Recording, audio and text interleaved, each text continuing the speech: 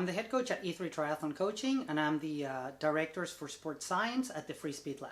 And today I'm going to share with you the FreeSpeed approved tips to help you achieve your fastest bike split yet. I'm going to try to go a little bit in order of what might require a little bit more of a bigger expense than not, but again, these are pretty budget friendly.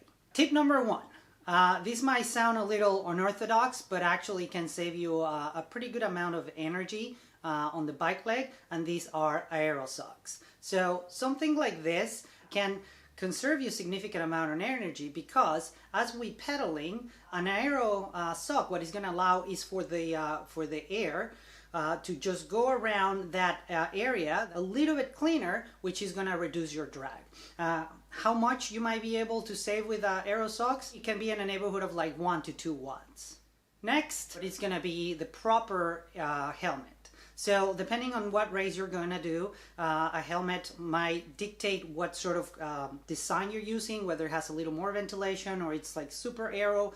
Obviously depends on things like hot conditions, but in general, an aero helmet is just going to be faster than a regular road aero helmet, and a regular road aero helmet is going to be faster than just a regular road helmet.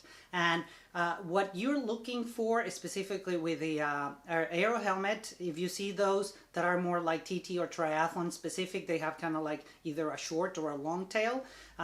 Those basically what it's going to create is allow for the wind, again, as it's hitting your body, to go a little bit cleaner through your body. Now, what helmet might be a little bit better for you to consider, it really depends on how well you can hold your position.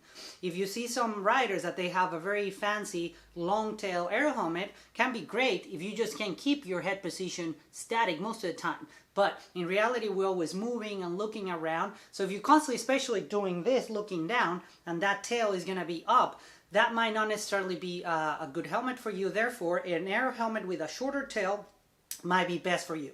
Consider it, because it can save you in a neighborhood of like 5 to 10 watts, depending on what sort of position you have, depending what sort of equipment you have.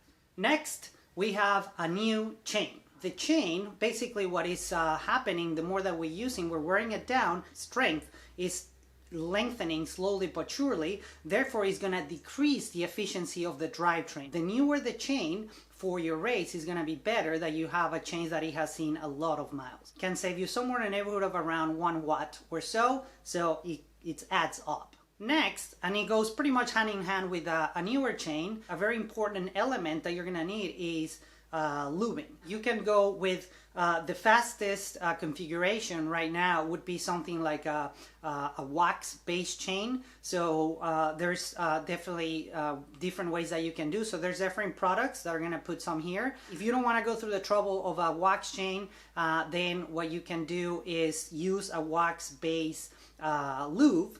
Again, there's some options right here, some of our favorites. And a lube chain can increase you or save you somewhere in the neighborhood of like 1 up to like 5 watts. So it can be a big difference. Next, we have tires. Obviously, tires, they come on different types, shapes, widths, forms.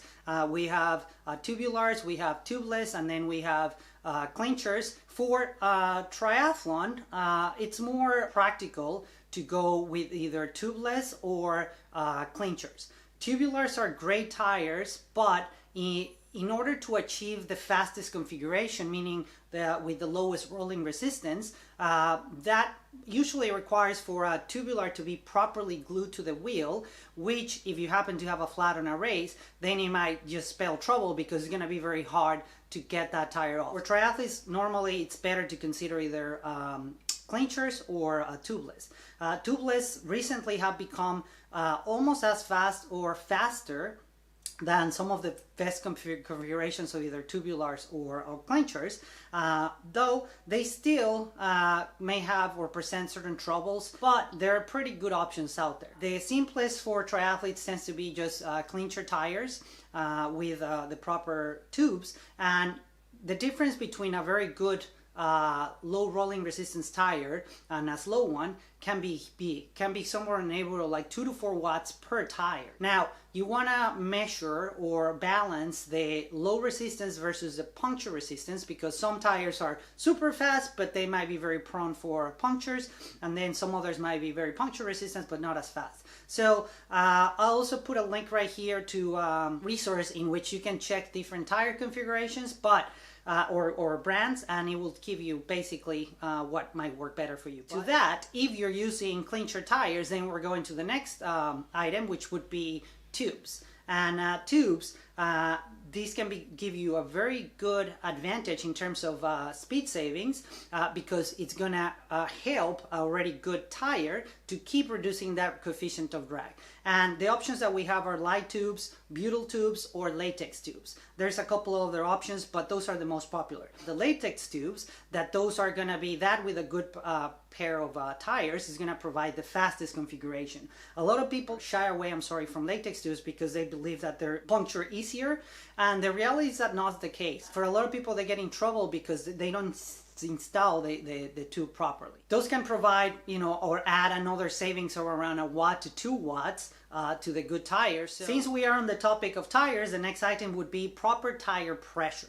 This is something that might often be overlooked by athletes, or there might be a misconception that you want to inflate that tire a lot more because the assumption is that more pressure equals faster tire, and that's not the case. What you can do is, I'll put a calculator. You just enter some things like your weight, the type of tire width that you have, and it will give you roughly the pressure they're gonna need. Tire pressure can save you somewhere in the neighborhood of around 1 watt or so. And again, it keeps adding up. Then we start going into stuff that you wear, your triathlon kit, your uniform. What you want is something that is gonna be tight fitting. You don't wanna have a lot of bunching up of something like the sleeves. You don't want to have a lot of wrinkles, because as you get on the aero position and the wind hits you and start going around you, that the more wrinkles that you have, the more the air is going to have opportunity to separate. Now that you have options with sleeves that actually help keep the air cleaner, and also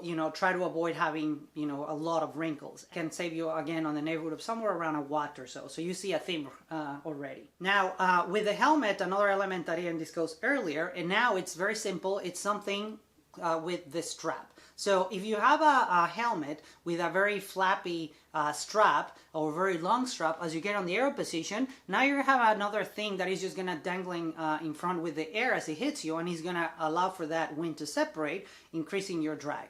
So something as simple as just making sure before races that the length of your strap is just long enough so you can put it in, it's not too tight or anything. But then anything extra, just make sure that the extra, either you can just secure it with some tape or a pin, or just cut the excess and still keep it secure so nothing is flapping too much. Believe it or not, that can save you another watt or so. Now that we are on the equipment topic, things like if you have a bike with mechanical shifting or rim brakes, cables that are too exposed, for around 10 centimeters of cable exposed, you might be losing about 1 watt or so. So anything that you can hide for the wind is going to help you. So sometimes as simple as taping those cables so they're kind of like narrow behind the bars, attached to the base bars, so things like that. That's going to save you a lot. And finally, the water bottle placements, that's very important. So simplest places to put water bottles are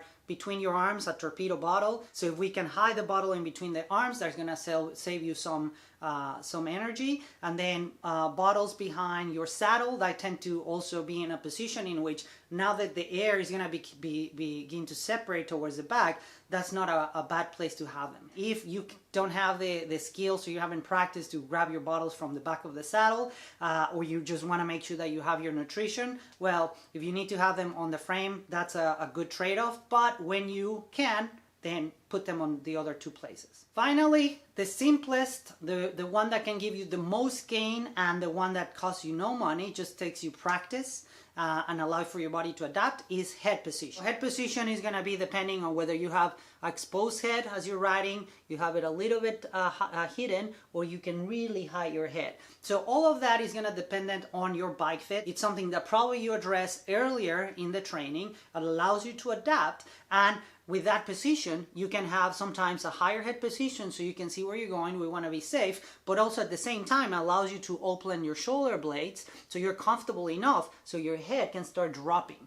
And a head position, depending how high or not it is, or how, even if your body position on the bike, you're a little bit more tilted up, is still, you might be able to hide your head by what we call in tucking the head or super tucking the head. That's just gonna save you on the neighborhood of like 5 to 10 watts or even more, just depending again, where's your position. So you don't necessarily need to change your bike fit to be able to hide your position. You just want to have the right bike fit so you can sustain the position, and then within that, sometimes you might be able to see where you're going, or sometimes you can hide your head a little bit more. So there you have it. Those are the very simple, low cost, or cost effective time-saving tips that you can consider when you're riding your bike in order to have your fastest bike split yet. I hope you enjoyed this video, and remember, train smart.